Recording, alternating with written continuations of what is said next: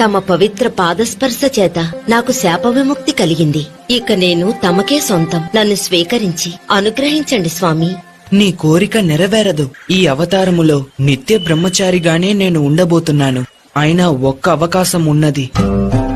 నాకు ఒక ఆలయం కట్టబడుతుంది. అప్పుడు నా దర్శనానికి ప్రతి సంవత్సరం నా భక్తుల సంఖ్య పెరుగుతూనే ఉంటుంది. ప్రతి సంవత్సరం కొత్తగా భక్తులు నన్ను మొదటిసారి దర్శించడానికి వస్తారు. ఏ సంవత్సరం అయితే కొత్త భక్తులు ఎవరు రారో అప్పుడు నేను నిన్ను వివాహం ఆడేదను. నా ఆలయానికి సమీపంలో నీకు కూడా ఒక ఆలయం కడతారు. నిన్ను మాలిగైపురత్తమ్మన్ మంజుమాత అని పిలుస్తూ భక్తులు పూజిస్తారు. నాకు సమీపంలోనే ఉన్న నువ్వు ఏ సంవత్సరం కొత్త భక్తులు ఎవరూ నన్ను దర్శించుకోవడానికి రాలేదో తెలుసుకోవచ్చు. తమ చిత్తం ఇదే అయితే నా భాగ్యం కూడా ఇదే.